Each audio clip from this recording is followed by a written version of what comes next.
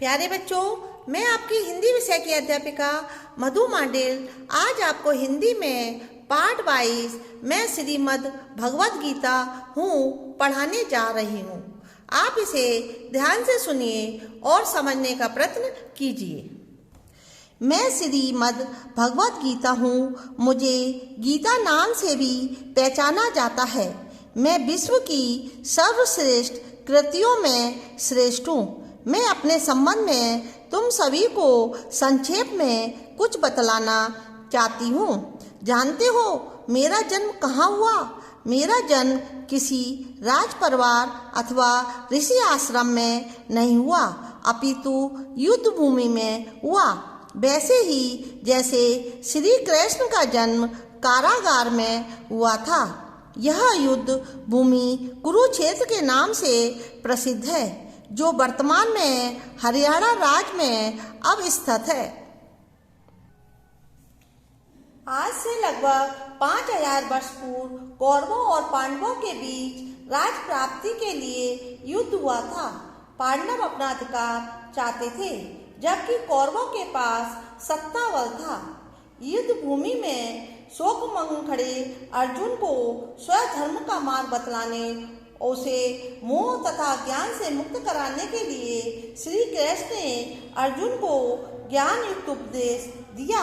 श्री कृष्ण के अनुसार संसार की प्रत्येक वस्तु नाशवान है। उन्होंने अर्जुन से कहा कि उसके चारों ओर खड़े उसके अपने स्वजन भी नाशवान हैं।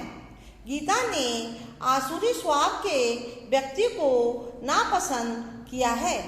गीता के अनुसार धैर्यवान पुरुष और सुख दुख को समान समझने वाले व्यक्ति को इंद्रियों और विषयों के सहयोग व्याकुल नहीं करते। ऐसा व्यक्ति मोक्ष के योग्य होता है। श्रीमद् भगवद गीता, जिसे गीता के नाम से भी जाना जाता है, में भगवान श्री कृष्ण ने अर्जुन से पुरुषार्थी बनने के लिए कहा। उन्होंने कहा कि पलायन कभी भी मनुष्य के यश में वृद्धि नहीं करता। मनुष्य को सत्य, न्याय और अधिकार की रक्षा के लिए आवश्यकता पड़ने पर युद्ध के लिए तत्पर रहना चाहिए। उन्होंने कहा कि आत्मा अजर एवं अमर है, उसे कोई नष्ट नहीं कर सकता। अतः परिजन मोह त्याग कर उसे अपने क्षत्रिय धर्म के अनुपालन नार्थ युद्ध करना चाहिए। भगवान श्री कृष्ण ने अर्जुन से बिना फल की इच्छा किए कर्म करते रहने का आह्वान किया। उन्होंने आत्मा के अतिरिक्त सभी वस्तुओं को नाशवान बताया। उन्होंने बताया कि एक क्षत्रिय के लिए युद्ध से अधिक श्रेष्ठ और कल्याणकारी कर्तव्य कोई दूसरा नहीं है। श्री कृष्ण के अनुसार जीवन की सार्थकता मोह से प्रभावित हुए बिना कर्म करने और कायरता को त्यागने में है। श्रीमद् भगवद गीता, जिसे गीता के नाम से भी जाना जाता है, में भगवान श्री कृष्ण ने मोहग्रसित अर्जुन को कर्म का महान उपदेश दिया। यह उपदेश उन्होंने अर्जुन को महाभारत युद्ध के दौरान दिया। साक्षात भगवान श्री कृष्ण के श्री मुख से निर्गत होने के कारण गीता को परमात्मा की वाणी भी कहा जाता है। कौरवों और पांडवों के मध्य सुलह समझौते की तमाम कोशिशें असफल सिद्ध हुई थी। अब युद्ध निश्चित था। कुरुक्षेत्र के मैदान में युद्ध का बिगुल बज उठा। ऐसी युद्ध भूमि में अर्जुन ने श्री कृष्ण से, जो उनके रथ के सारथी भी थे, अपना रथ दोनों सेनाओं के बीच ले चलने के लिए कहा। श्री कृष्ण ने ऐसा ही किया और अर्जुन का रथ दोनों सेनाओं के ठीक मध्य में लाकर खड़ा कर दिया।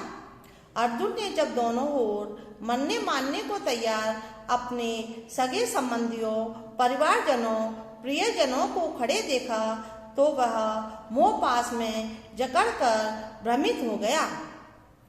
महाभारत युद्ध के दौरान श्री कृष्ण के श्रीमुख से निकले श्रीमद् भगवद गीता के उपदेश वर्तमान समय में उतने ही प्रासंगिक है जितने कि तब थे।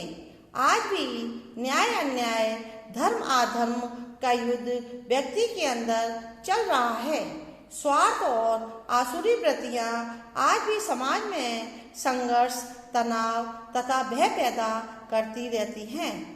मोह ममता से ग्रसित व्यक्ति आज भी कर्तव्य पालन से कतराता है। वह सत्य व्यवहार नहीं करता।